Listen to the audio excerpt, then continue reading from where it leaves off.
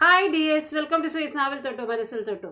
ഈ 6 സഹോദരങ്ങൾ ഒരു കോമ്പൗണ്ട് ഷെയർ ചെയ്ത് ജീവിക്കാനായിട്ട് ഉദ്ദേശിക്കുന്നതിന് മുമ്പ് കുറേ തീരുമാനങ്ങൾ അവർ എടുത്തിട്ടുണ്ടാവും അല്ലേ. അതിൻ്റെ പിന്നിലൊന്നുമില്ലെങ്കിൽ അവരുടെ അച്ഛൻ്റെയും അമ്മയുടെയും ആഗ്രഹമോ അതല്ലെങ്കിൽ അവർ 6 പേര് തമ്മിലുള്ള ബോണ്ടിങ് കാരണം ഞങ്ങൾ ഒരുമിച്ച് ജീവിക്കും എന്നുള്ള ആ ഒരു പ്രതിജ്ഞ എന്തെങ്കിലുമൊക്കെ ഉണ്ടാവും അല്ലേ. അങ്ങനെ വളരെ സന്തോഷത്തോടും കൂടി ഐക്യത്തോടും കൂടി ഇങ്ങനെ ജീവിച്ച് വരുമ്പോൾ രണ്ടുപേര് ഒരേ തൊഴിലിടം തന്നെ തിരഞ്ഞെടുക്കുന്നു. പ്രധാനമായിട്ട് യൂട്യൂബും കൃഷിയും. അങ്ങനെ ഒരേ തൊഴിലിടം തന്നെ ഉണ്ടാവുന്നു. ആദ്യത്തെ ആൾ, അതായത് അനിയനാണ് ആദ്യം യൂട്യൂബിലേക്ക് വരുന്നത്. 7 വർഷമായി. പുറകെ തന്നെ ജ്യേഷ്ഠൻ്റെ വൈഫ് വരുന്നു. ജ്യേഷ്ഠനും വൈഫും കൂടി അതിമനോഹരമായിട്ടുള്ള വീഡിയോസ് പങ്കുവയ്ക്കുന്നു. അതും ഏകദേശം ഒരു 2 കൊല്ലമായി. അപ്പോൾ 7 വർഷമായി അനിയൻ ഓൾറെഡി ഈ ഫീൽഡിലുണ്ട്.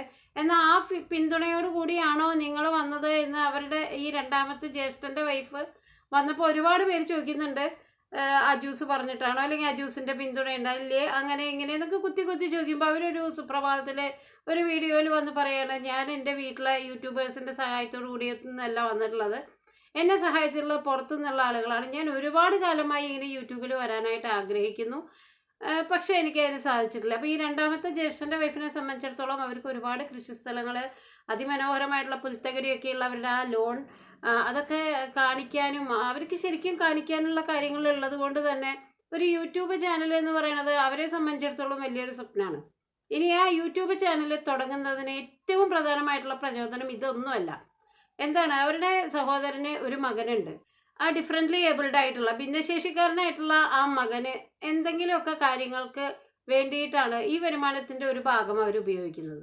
അപ്പോൾ അവരുടെ ആ ഒരു സൽക്കർമ്മത്തിന് വളരെയധികം സപ്പോർട്ട് ദൈവത്തിൻ്റെ ഭാഗത്തു നിന്നുള്ള പോലെ തന്നെ അവരുടെ വീഡിയോകളൊക്കെ വളരെയധികം വ്യൂസ് ഉണ്ടാവുകയും നല്ല രീതിയിൽ പോവുകയൊക്കെ ചെയ്യുന്നു. ഈ അനിയനും ഇവരുമായിട്ടുള്ള ആ പൊതുവായിട്ടുള്ള കാര്യങ്ങൾ, മൃഗങ്ങളുടെ പരിപാലനവും കൃഷിയും യൂട്യൂബും, ഈ 3 കാര്യങ്ങളിലും ഇവരുടെ ഡിഫറെൻ്റ് ആയിട്ടുള്ള ആ ഒരു ആറ്റിറ്റ്യൂഡ്. അനിയനെ സംബന്ധിച്ചിടത്തോളം പട്ടികളെ വളർത്തുന്നത് അയാൾക്കൊരു പർപ്പസ് ഉണ്ട്, അയാളുടെ കൃഷിയിടങ്ങൾ സംരക്ഷിക്കാനും അയാളുടെ വീട് അല്ലെങ്കിൽ സഹോദരങ്ങളുടെ ഉൾപ്പെടെയുള്ള ആ കോമ്പൗണ്ടിൽ രക്ഷകന്മാരായിട്ടും. ഇവരെ സംബന്ധിച്ചിടത്തോളം മൃഗങ്ങളെന്ന് പറയുമ്പോൾ അവരുടെ അത്രയും സ്നേഹം, അവരത്രയും മാത്രം ഡെഡിക്കേറ്റഡ് ആണ്. ഒരു പൂച്ച കടിച്ചിട്ട് ഹോസ്പിറ്റലൈസറായിട്ട് അവരതിൻ്റെ ഇഞ്ചക്ഷൻ്റെ വേദനയും അത് ഒരുപാട് നേരം അവിടെ ഇരുന്ന് അവർ കഴുകുന്നുണ്ട്. എന്നിട്ടാണ് അവർക്ക് ആ വാക്സിനേഷൻ കൊടുക്കുന്നത്. അതൊക്കെ കഴിഞ്ഞ് അവർ വന്ന് ഫസ്റ്റ് രാത്രിയായി വീട്ടിൽ വന്ന് ആദ്യം തന്നെ അവർ പൂച്ചയ്ക്കുള്ള ഭക്ഷണം കൊടുക്കാനാണ് ശ്രദ്ധിക്കുന്നത്. അതാണ് ചിലരുടെ ആറ്റിറ്റ്യൂഡിലുള്ള വ്യത്യാസം. ഇപ്പോൾ അവരെ സംബന്ധിച്ചിടത്തോളം ആ പേളി എന്ന് പറഞ്ഞ നായ അനിയൻ കൊണ്ടുവരുന്നു, അത് ജ്യേഷ്ഠത്തിയുടെ പെറ്റായി മാറുന്നു, അവരുടെ അടുത്ത് പ്രസവിക്കുന്നു, 7 കുട്ടികളുണ്ടാവുന്നു. അതിൽ 6 ആൺപട്ടികളാണ്, ഒരെണ്ണാണ് പെൺപട്ടിയുള്ളത്. അപ്പോൾ ഇനി പേളി വീണ്ടും പ്രസവിച്ചാലോ എന്നുള്ളൊരു പേടി. അത് അവരുടെ കുടുംബത്തിൽ തന്നെ ഒരുപാട് പട്ടികൾ ആ കോമ്പൗണ്ടിൽ ഉണ്ടാവുമ്പോൾ അവർക്ക് ശരിക്കും അവിടെ കുട്ടികൾ ഉൾപ്പെടെയുള്ള 6 കുടുംബങ്ങൾ വസിക്കുന്നത് കൊണ്ട് തന്നെ അത് പല രീതിയിലുള്ള ഭീഷണി ഉണ്ടാക്കും എന്നുള്ളത് കൊണ്ട് തന്നെ ഈ പേളിയെ വന്ധ്യീകരിക്കുക അല്ലെങ്കിൽ സ്റ്റെറിലൈസ് ചെയ്യുക എന്നുള്ളത് അവരുടെ ഒരു ഏറ്റവും പ്രധാനപ്പെട്ട ആവശ്യമാണ്. അപ്പോൾ ഇതൊക്കെ ചെയ്യാനായിട്ട് അവർക്ക് വേണമെങ്കിൽ മൂന്നാമതൊരാളെ പുറത്തുനിന്ന് കൊണ്ടുവന്ന് ഒന്ന് സ്റ്റെറിലൈസ് ചെയ്ത് കൊണ്ടുവരുമോ അല്ലെങ്കിൽ എന്തെങ്കിലുമൊക്കെ രീതിയിൽ അവർക്ക് വേറൊരാളുടെ സേവനം പ്രയോജനപ്പെടുത്താം. പക്ഷെ ഇവർ ചെയ്യുന്നത്, ഇവർ തന്നെ ആ പേളിയെ കാറിൽ കയറ്റിയിട്ട് അതിനെ ആ സ്റ്റെറിലൈസേഷൻ കഴിഞ്ഞിട്ടുള്ള ആഫ്റ്റർ കെയർ കാണണം. പുതിയൊരു ബെഡ് ആ പട്ടിക്ക് വാങ്ങിയിട്ട് അവർ ഇട്ട് കൊടുക്കുകയാണ്.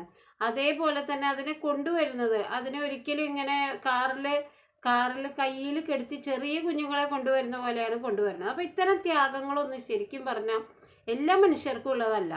അതിനൊക്കെ ഒരു മനുഷ്യത്വം എന്ന് പറഞ്ഞൊരു സംഗതി വേണം താനും.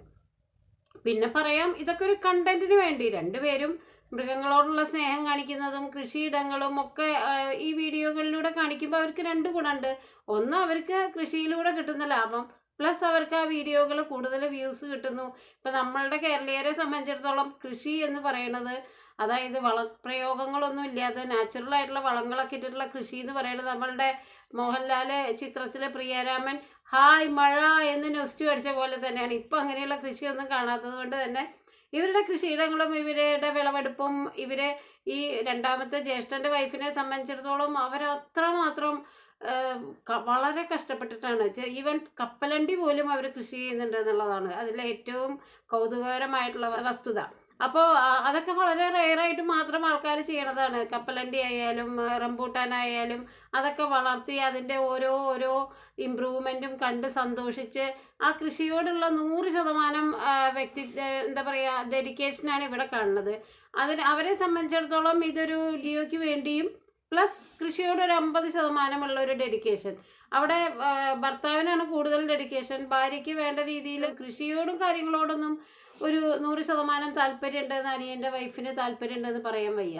പിന്നെ ഇന്ന് അവരുടെ വീഡിയോയുടെ ഇടയിൽ ആൾക്കാർ ചോദിച്ചിട്ടുണ്ട്, അഹങ്കാരം കൂടിയോ, പണ്ടത്തെ പോലെയല്ലല്ലോ, ഇപ്പോൾ പുച്ഛമാണല്ലോ മുഖം നിറയെ എന്നൊക്കെ അനിയൻ്റെ വൈഫിനോട്. അപ്പോൾ ഈ ആളുകൾ ചെറിയ ചെറിയ മാറ്റങ്ങൾ പോലും ഈ ഫാമിലി വ്ളോഗേഴ്സിൻ്റെ ഒരു പ്രത്യേകതയാണ്. അവരെ അങ്ങനെ സ്നേഹിക്കുകയും ചെയ്യും. എന്നാൽ അവരെ ഒന്ന് മുഖം വീർപ്പിച്ച് കഴിഞ്ഞാൽ ഒരു ദിവസം അവരുടെ മൂഡ് വ്യത്യാസപ്പെട്ട് അവരൊന്ന് മുഖം വാടിക്കഴിഞ്ഞാൽ ഇന്ന് എന്താ പറ്റിയത്, ഇന്ന് എന്താ ഇങ്ങനെ അങ്ങനെ ഇങ്ങനെയെന്ന് പറഞ്ഞ് വിമർശിക്കാനും ഒരുപാട് സ്നേഹിക്കുന്ന ആളുകൾ ഉണ്ടാവും എന്നുള്ളതാണ്. എന്തായാലും ഇവരെ സംബന്ധിച്ചിടത്തോളം ഈ പട്ടിക്ക് വേണ്ടി ഇവർ ചെയ്യുന്ന ത്യാഗം, നല്ല മഴയത്ത് അതിനെ ആ ഓപ്പറേഷൻ കഴിഞ്ഞ് സ്റ്റെറിലൈസേഷൻ കഴിഞ്ഞിട്ട് കൊണ്ടുവരുന്ന ഒരു രംഗമുണ്ട്. ശരിക്കും പറഞ്ഞാൽ അവരുടെയൊക്കെ ഒരു ഡെഡിക്കേഷൻ എന്താണെന്ന് അറിയാം. നമുക്ക് പറ്റില്ല. വലിയൊരു പട്ടി അത് പ്രസവിച്ചിട്ട് അധികം നാളായിട്ടില്ല. ഈവൻ കടിക്കാം. അതിൻ്റെ മൃഗങ്ങളുടെ സ്വഭാവമാണ്. അതിൻ്റെ മൂഡൊക്കെ വേരിയേഷനാണ്. അത് ചെയ്യുമ്പോൾ നമ്മളെ എങ്ങനെ വേണമെങ്കിൽ ആക്രമിക്കാം. പക്ഷെ അതൊന്നുമല്ല.